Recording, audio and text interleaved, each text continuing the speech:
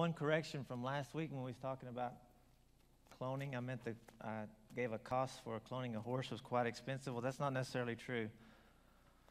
Cloning your horse has become pretty regular, and it's around $150,000 to get one cloned. So that's all I'm going to cover from last week is that cost that I initially said of being millions. It was actually, you can get them cloned for $150,000, but they don't guarantee success, and they sure don't guarantee that it's going to perform the same as your previous horse. I want to try to get this thing adjusted right.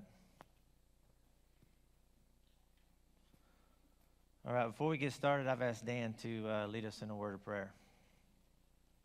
Let's pray together. Most holy, holy God, thank you so much for watching after us. Thank you, Lord, that bad weather we feared of did not really hit and come in. Just thank you for all the good you do for us, and especially for allowing us to be here this morning.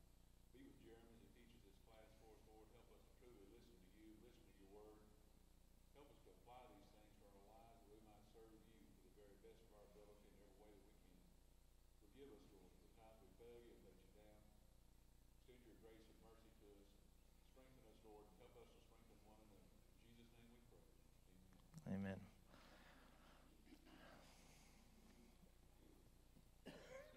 I want to remind everybody that teachers and preachers and elders, everybody alike, are fallible humans.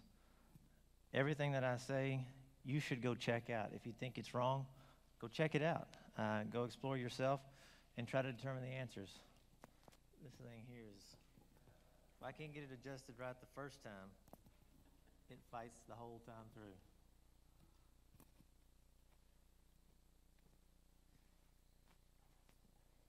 Let's try this.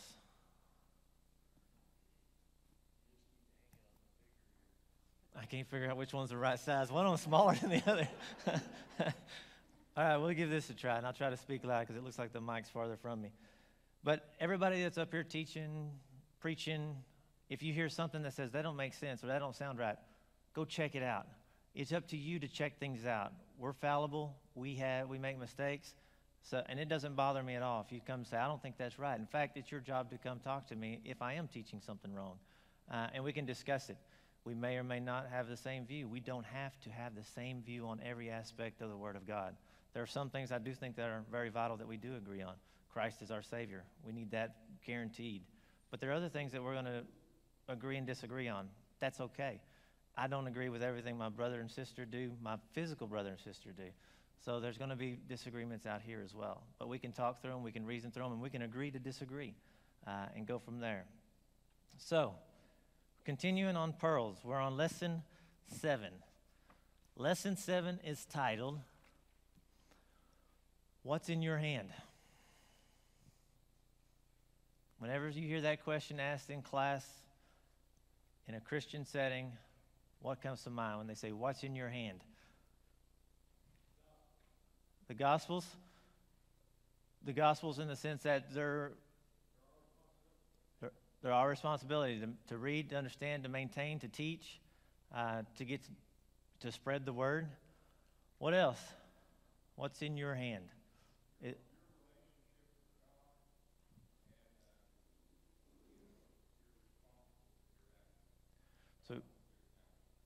So your relationship with God is in your hands. Your choices, your actions, the results of those choices and actions, you pay for some of those, but those are in your hand. What else is in your hand? Accountability. You're held accountable for those choices, those decisions. Anybody else got anything? Probably all of those together is just how you've lived Your your life. life. That's probably what people remember you for, is kind of life you've lived. So it's in your hands what kind of life or legacy that you leave here on this earth, whether it's something imprinted that God can use to glorify Him, or something that He can use to. He's going to use it one way or the other. One of them's going to be good and one of them's going to be bad, but you have that choice. It's your life. So when we take off in this lesson, we're going to break it apart into two basic groups. What's in God's hands and what's in your hands. So we've all heard the saying, well, God's in control. He's in control. He's got this. So let's look at a few scriptures that kind of lay out that God is in control. Let's go to Proverbs 16. Proverbs 16.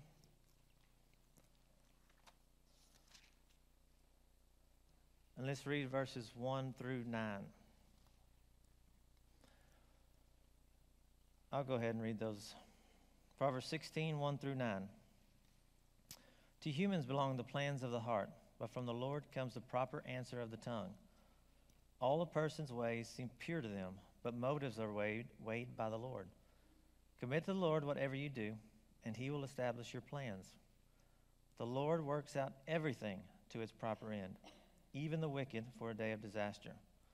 The Lord detests all the proud of heart, but sure of this, they will not go unpunished.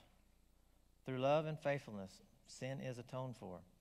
Through the fear of the Lord, evil is avoided. When the Lord takes pleasure in anyone's way, he causes their enemies to make peace with him. Better a little with righteousness than much gain with injustice. In their hearts, humans plan their course, but the Lord establishes your steps. We plan our course, but the Lord establishes our steps. He is in control of how your choices and your actions are going to be used to glorify him. You have these choices. You have these plans. How God is going to use them is up to him. His will is going to be done.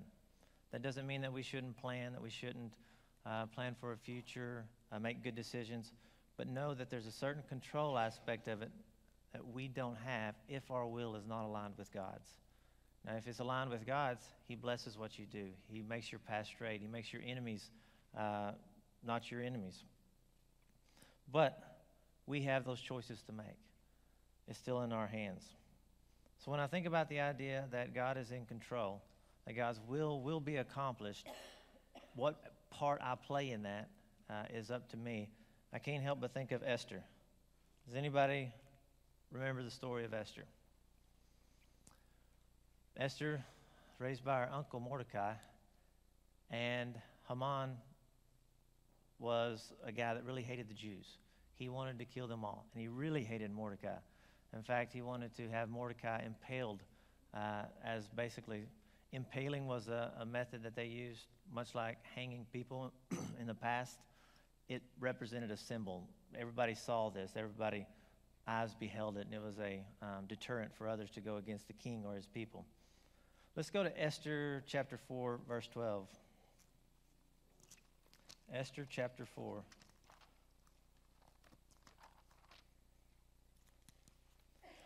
Well, the plot was he was going to kill the Jews and kill Mordecai. Haman, I believe is his name, Haman. So as the plot goes, Mordecai goes to prayer, sackcloth, ashes. He is pleading with God, and he's trying to get Esther's attention. Esther finally comes out to him. And we pick up in Esther 4, verse 12. Well, Esther sent people out to talk to him. Esther 4, verse 12 says, when Esther's words were reported to Mordecai, he sent back to her, do not think that because you are in the king's house, you alone of all the Jews will escape. For if you remain silent at this time, relief and deliverance for the Jews will arise from another place, but you and your father's family will perish. And who knows but that you have come to your royal position for such a time as this. Esther was in the king's household. She had everything that she needed. Life was easy. She didn't have to worry about food. She didn't have to worry about clothes. And here her uncle is asking her to go before the king on behalf of the Jews, and she's scared. You know, we read these historical accounts and we see lessons learned, but do we put ourselves in that place? If you was going to lose everything that you have, your house, your money, your cars, your vehicles, everything that you have is on the line, including your very life. Daily Bible readers.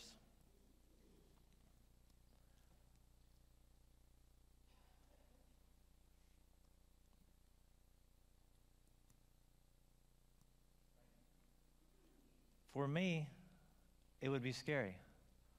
I think it was scary for her too. I mean, she was going to have nothing and maybe her very life taken. But it's interesting that how Mordecai put this. If you don't do this, somebody else will. He was certain that God was going to deliver the Jews. She had a choice in all this.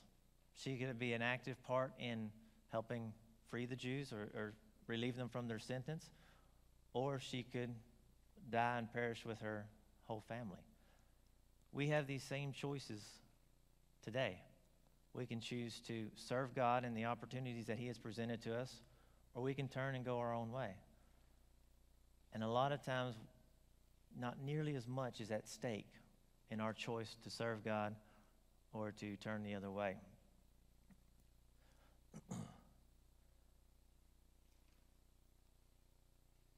To me, when I read this, it becomes clear that when God sets His mind or His direction to accomplish something, it's going to get accomplished. So, if that's being the case, the author points out a few different stories here. He talks about the land of Canaan.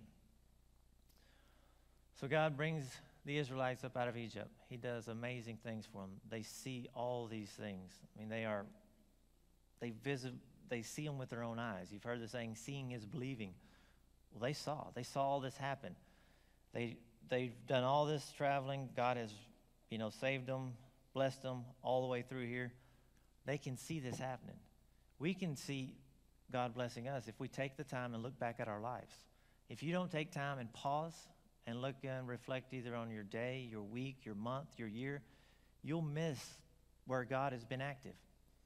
If all you do is live your life for the next moment and don't reflect, you forget to see where God has been an active role in your life. And you're missing out on so much because God is there. And if you look, you will find Him. But if you choose not to look, then you won't find Him. Somebody once told me that coincidences are small miracles where God chooses to remain anonymous. I totally disagree with that. The Hebrew language does not contain a single word for coincidence. I don't think God ever intended anything that comes across in our life as a coincidence. I think everything that happens in our life, God has placed in that life or we have chosen and it has come upon us that way. But it's not a coincidence. We're told in all of our ways, acknowledge Him, and He will make our path straight. In all of our ways, not some of them, not the ones that we think we need Him, all of them. All these coincidences, all these moments that you write off, well, that's odd, that's eerie that happened that way. If you look, you can see God working in these moments. So they get to Canaan. They've seen all these amazing things that God has done. Moses tells them to go out, search the land. Go check on its people, go check on its cities, go check on its food supplies, everything. Just go explore the land. Let's flip over to Numbers chapter 13.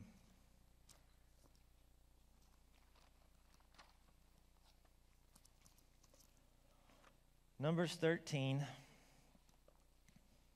after they go explore the land, can somebody read verses 26 through the rest of the chapter, which is 33?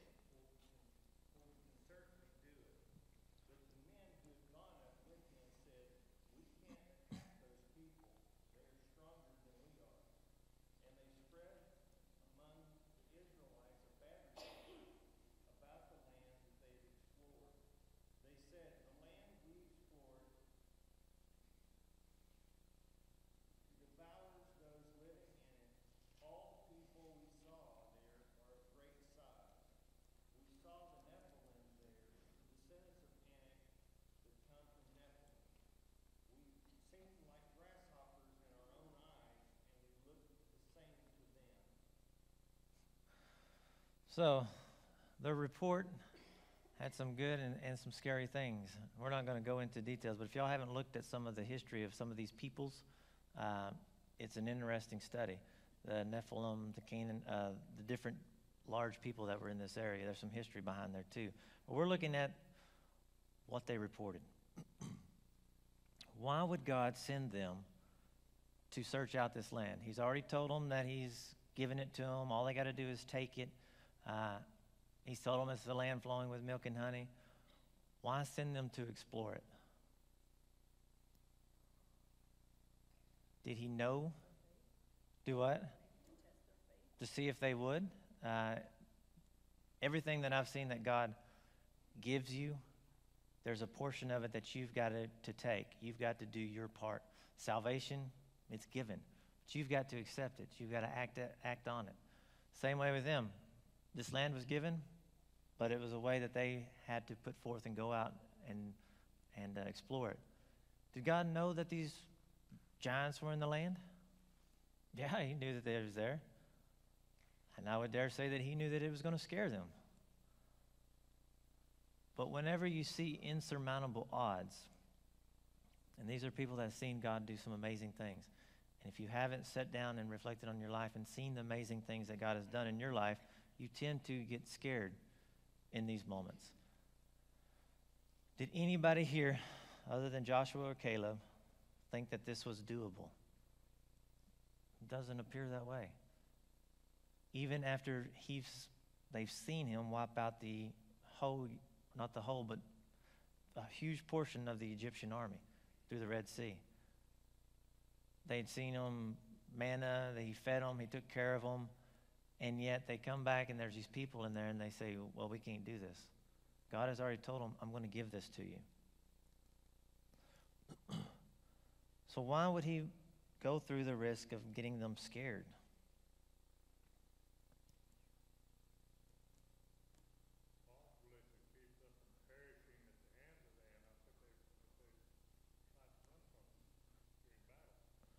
To prepare them. So in other words, you give them the good and the bad.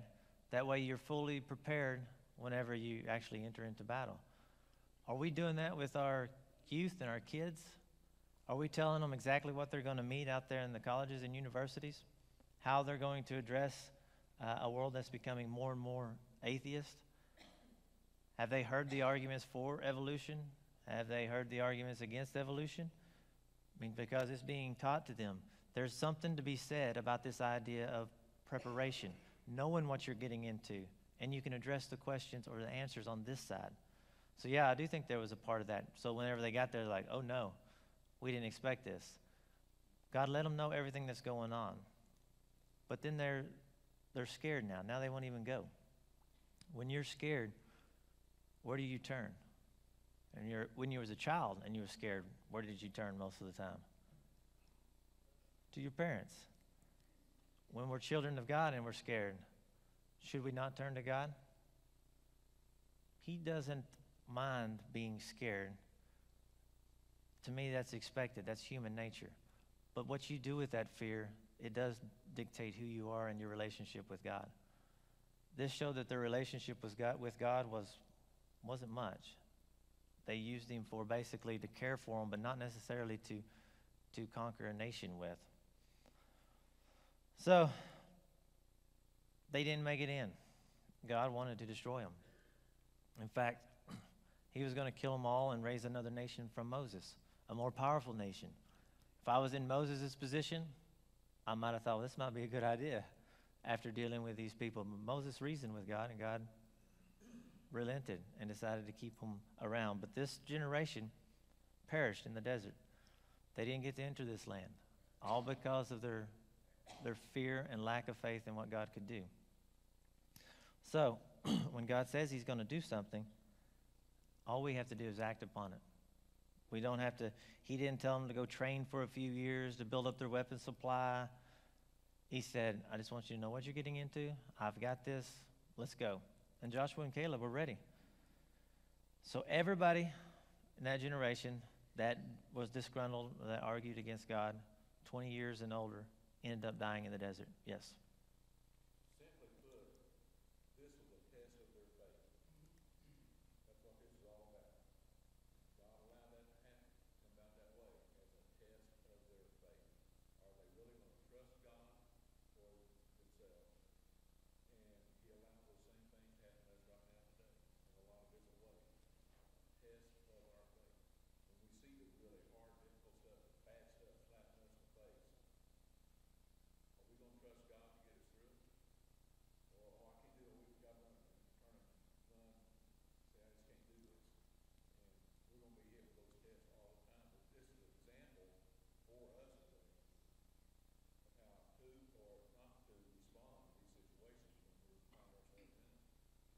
Absolutely. And God's told us beforehand that he's going to provide a way out for us. We're not going to be tested beyond what we can bear.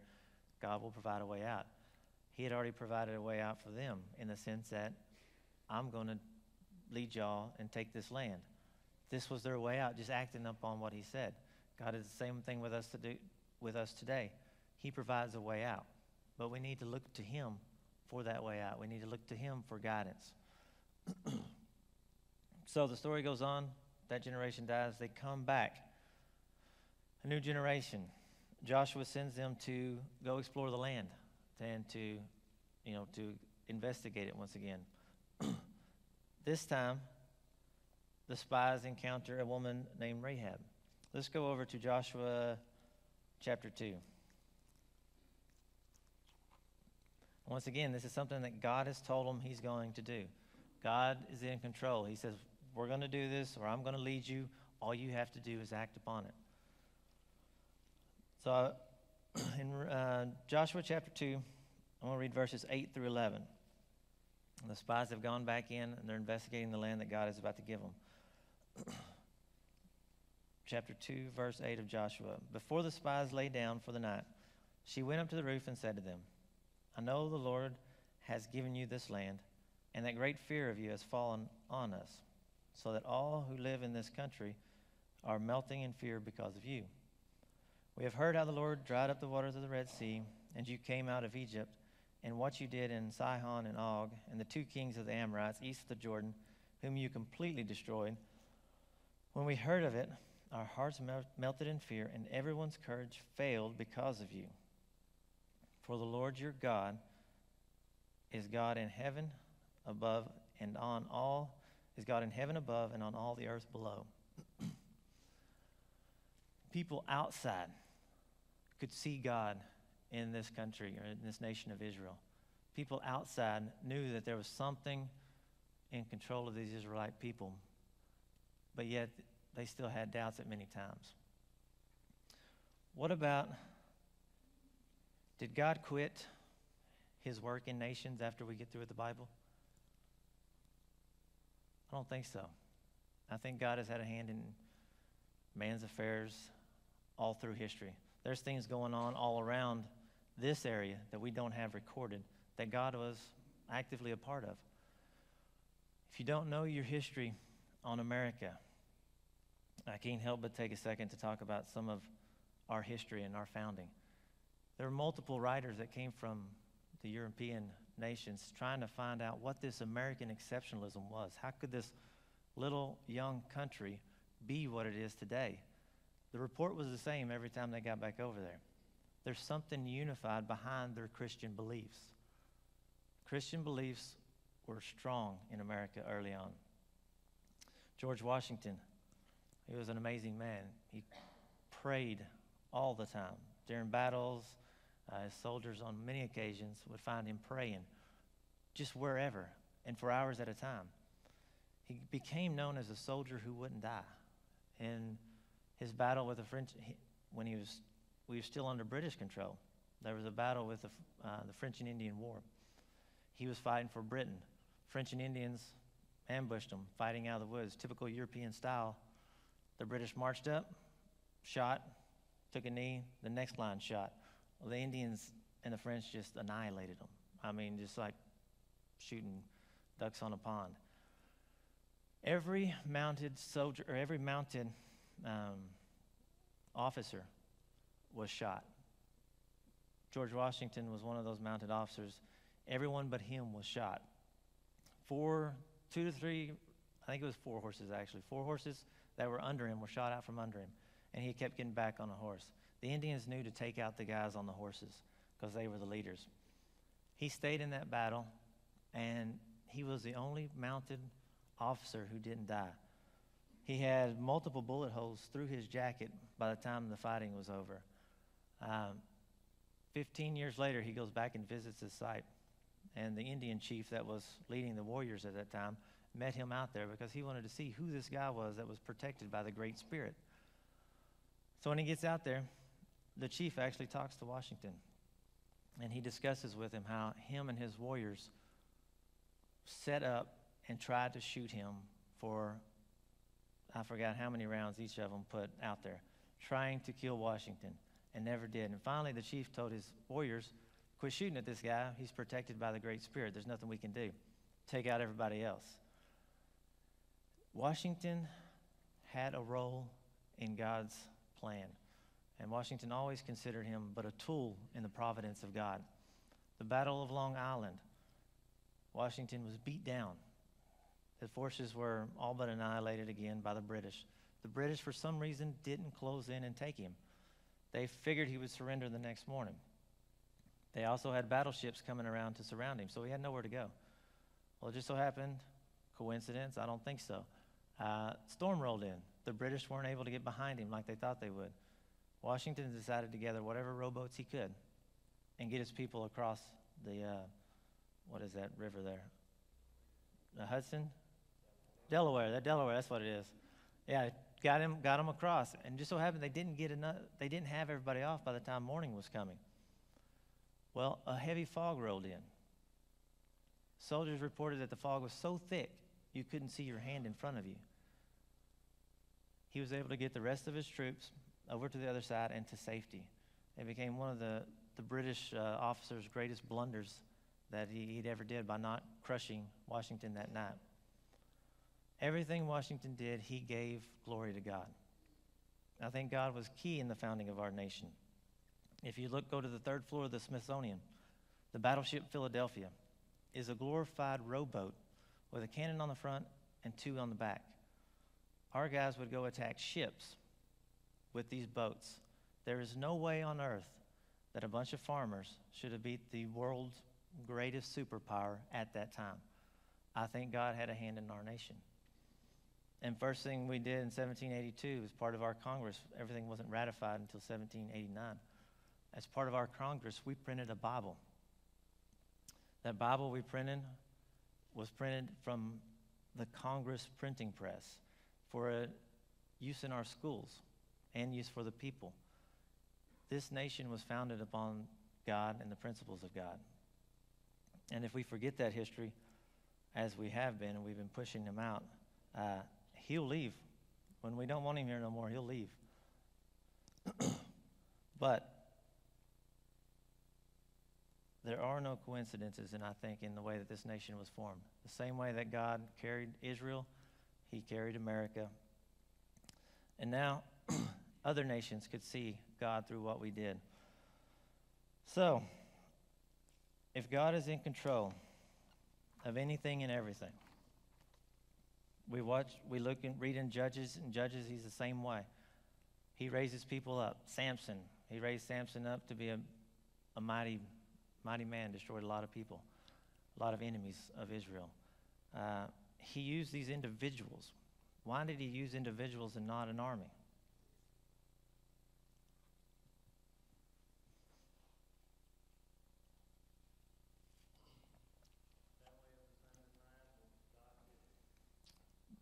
That seems clear to me.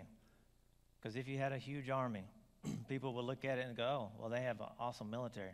America, oh, wow, we got an amazing military. We can destroy anybody. Well, that's what every world superpower has thought that has fallen. But when he raises up one man to lead a whole nation, you look at that and go, well, that's not normal.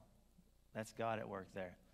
I think that he did a lot of this to highlight the fact that he is God. He may not have had enough people to stand behind him. I don't know.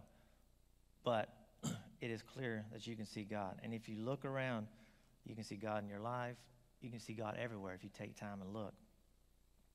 So if God is in control, he's got his hand in the affairs of men. Do we really have free will? Yeah. Do we have control of our own destiny? Yeah. We have the same choices that Adam and Eve had and the same choices that Israel had. Let's go over and read Deuteronomy chapter 30.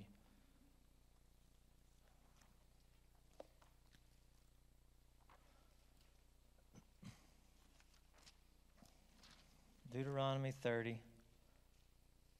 I'm going to read verses 15 through 20.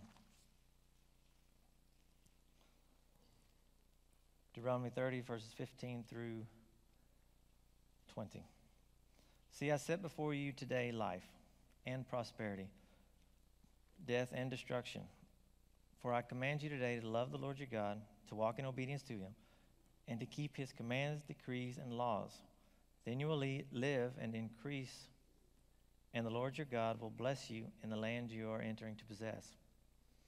But if your heart turns away and you are not obedient, and if you are drawn away to bow down to other gods and to worship them, I declare to you this day that you will certainly be destroyed. You will not live long in the land you are crossing the Jordan to enter and possess. The same choices that they had are the same choices that we have. We can choose to serve God, and he'll bless us, and we can glorify him in what we do, or we can choose not to serve God. And I believe the same fate will follow for us as well. Any questions or concerns or comments? Yes.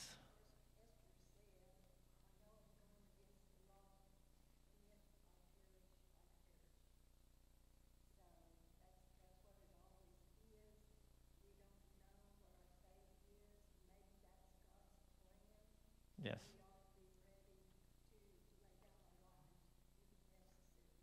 Yes, we need to align our destiny, our goals, with as best we can what we think that God has planned for us, and be ready at any time to lay down our life on God's behalf.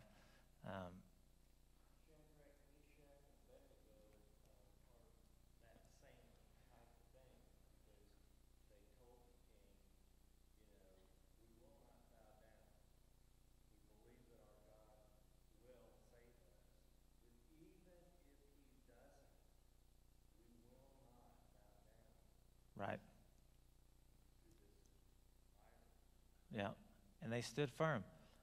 They knew that God was capable of it, but they didn't know for sure that that was his will. But if it was his will, we were going to live. If not, then we're going to die. And that's an amazing faith to have, is the idea that I know God can do this, but if he don't, that's his choice. I'm still going to serve the Lord. And that's kind of where some of these great men of faith are. Any other comments or concerns?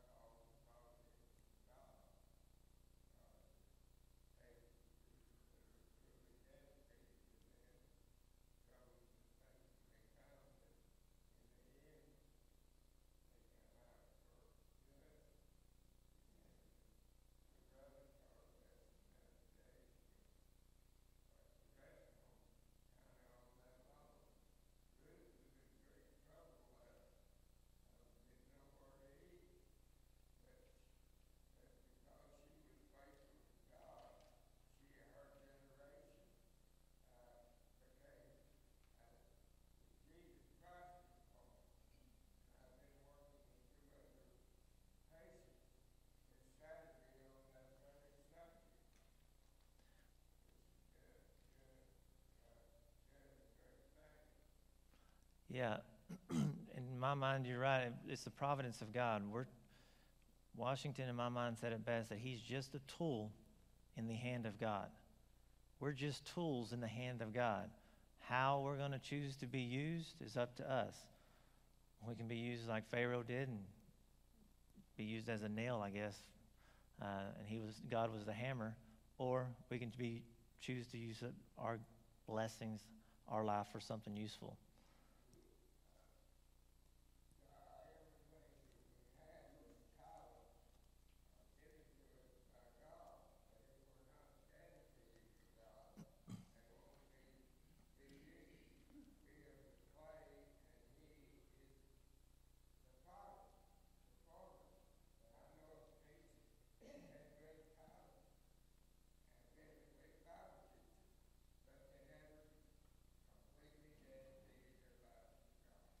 That's right. He wants your full devotion. He don't want your leftovers. He wants your full devotion. So if God's in control, we're just tools. What plans does God have for us? What does Scripture tell us about what God has planned for us? Do what? He's got plans for good, not to harm us, but to give us a future, to bless us. If God is standing with us, then And it shouldn't be as hard to be strong and courageous, although at times it is. But we should know that he's got our back with our hearts fully engaged with what he wants, not distracted by what we want, but what he wants. And you're not going to, it doesn't mean that your life is going to be a walk in the park. You're not going to run into any problems. That's not going to happen. We're promised opposite of that. We're going to have trouble. We're going to have strife. But with God, we can overcome these things. All right. I think that we talked about Jeremiah. He has plans to bless us, not harm us. 2 Peter 3:9 talks about that he wants everyone to come to salvation, doesn't want any to perish. This is what he wants. It's up to us, though, to make that happen. He's not going to force you to love him. Okay, so what does God commonly use? What's his most common tool in accomplishing his will? When God sets out to get something done, what does he use most of all? Us. He uses people. He uses people just like us. People that when he first told them what they were going to do, and many times they said, no, I can't do that. No, you got the wrong person. I'm not good at that. I don't like that. I don't feel comfortable doing that. He uses people like us. Most of the time, it's people that know that they can't do this on their own, but are willing to take the chance and do it relying on God. If there's a faith aspect that God can use you if you allow him to, but he specializes in taking what's impossible and making it possible. So when you think you can't do something and somebody's asking you to do it, give it a shot. If it's working for God, try it. Visiting, going, doing a Bible lesson, whatever it may be, and you think, I can't do that. With God, you can, though, and his power is made more visible through our weakness. So, if he's using us as his tools to do this, then what's in our hands? What do we have that God can use for something extraordinary?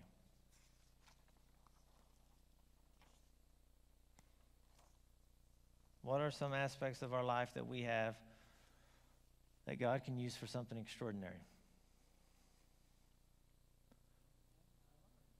We have his word, and we can study his word and spread it to others and make him known. I heard something else. Time. We have time. We have our time. Now, this is an interesting topic here. You have the decisions on what to do with your time. There's 168 hours in a week, 40 hours at work usually, and then you got another 8 and 7, 56 hours of sleeping. So that leaves you with, 72 hours a week of open time. And how long do you think that you spend behind a TV or a phone or an iPad or some kind of social media device? I can give you the average. You're probably thinking of numbers in your own head. The average is, for Americans, 9 to 11 hours a day. So some of that's overlapping into your work schedule. So those of us that work behind a desk are probably reading the news. I'm guilty of it. I read the news while I'm at work. But you can also use your work hours to glorify God. There's opportunities while you work. So if you're on average 9 hours a day on some kind of device or doing something on the TV, that leaves you with 9 and 7, 63 to 72, that's 9 hours. Leaves you 9 hours of open time. If you gave God that whole 9 hours, that would give him roughly 8% of your free time, of your total time, not counted sleeping. 8% of your time, if you gave him that full 9 hours, 8%. That's a pretty small number. Now, don't get me wrong. There's time that you spend at work in prayer. There's time that you spend at work talking to others about God. I mean, there's time that you can utilize to glorify God. But we've got to be careful how we spend our time, especially with all the things that are coming available for our youth. Our kids, our grandkids, they can easily get distracted for hours at a time on some mindless game. So, there's also the aspect of putting off. I've did this in my life, the idea that, well, when I reach this point, I'll serve God more. Or when I reach this point, I'll do this. When I get out of college, I'll have more time to use serving God. Or when I get older, I'll have more time. It doesn't always work that way. We're not promised more time. We need to take every opportunity that we have right now and use our time to glorify God. Ecclesiastes 12:1 talks about, remember your Creator in the days of your youth, before the days of trouble come, and the years approach when you will say, I find no pleasure in them. Now, I don't know how well everybody's aging. I'm 40 now, and I can already tell you, I'm not the same person I was at 25, 30.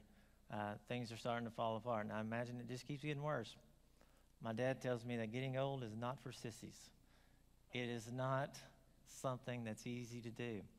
So if you're waiting till the part of your life where you actually have a harder time getting around and doing things, are you really thinking that through? Ecclesiastes tells us to remember our Creator in our youth. Serve Him while you have the energy and the ability. And the mind. Yes. Yes, the mind is a terrible thing to waste. So, 1 Corinthians 10:31 tells us that whether you eat or drink or whatever you do, do it all for the glory of God. Does our time fall under this verse as well? How we use our time should be used to glorify God. I'm not saying that you don't have any downtime or that you can't catch a good nap on a Saturday or Sunday. But whenever you're awake and around and you're looking for something to do, instead of turning on the TV, maybe read the Bible. Or even if you like the TV, there's some amazing speakers. And you can go to YouTube and see all these speakers for free, these great speakers. So, your time is valuable to God. What else do you have that God demands your use of? Our example. How we present ourselves in our daily life is going to make a huge impact. People are watching you.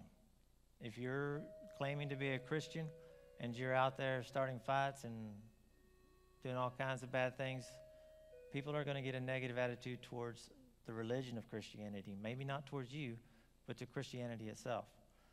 So your example is vital. What about your abilities? We touched on this with the parable of the talents. Each one of us has an ability. I don't know what it is. You've got one. Whether you think you do or not, you've got one. And you're expected to use it. You can't just go bury it. Doing nothing as a Christian is never an option. And I think I can even tie that into voting as well. But doing nothing, not acting upon what the opportunities God gives you, the abilities that God gives you, it's not an option. You can't just go stick your head in the dirt and think, well, I'm a Christian all to myself. You're not. Your example, your influence, somebody's watching you. And your abilities, you may not know what your ability is until you step out and let God help you in that. Last thing, we talked about your example, your influence.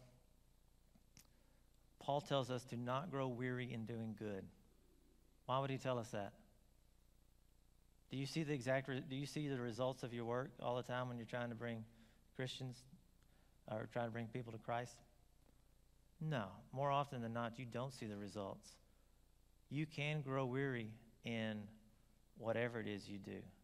Teaching, helping, serving. You will grow weary in that. We've got to fight to overcome that, knowing that we're glorifying God. We're not always going to see the results that we have.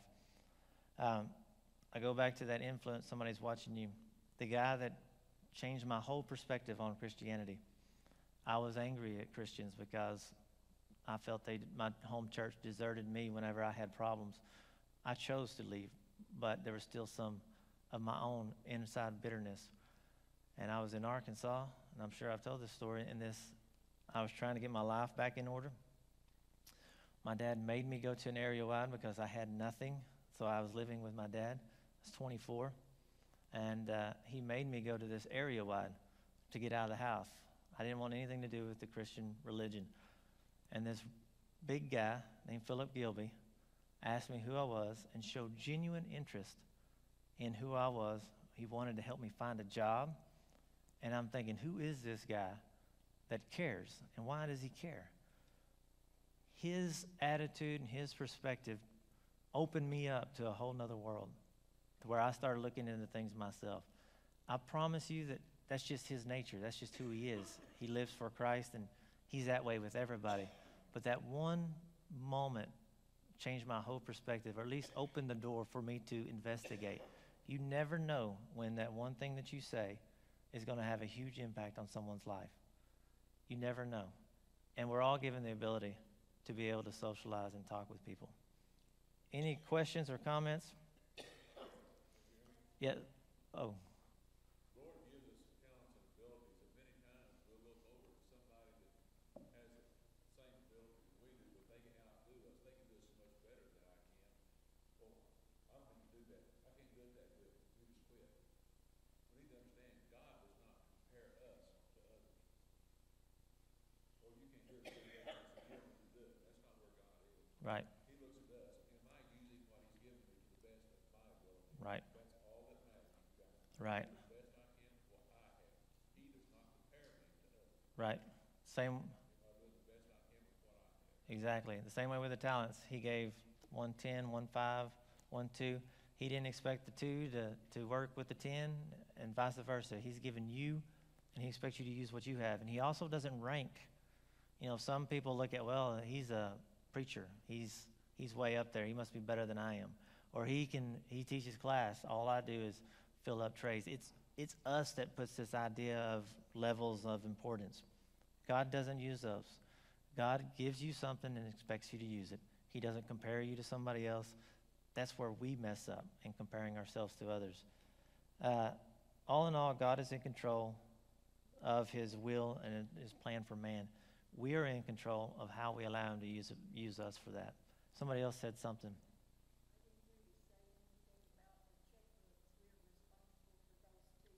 Yeah, we're responsible for the blessings that he gives us, and we are supposed to use everything to glorify God.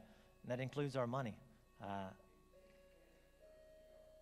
All right, thank y'all.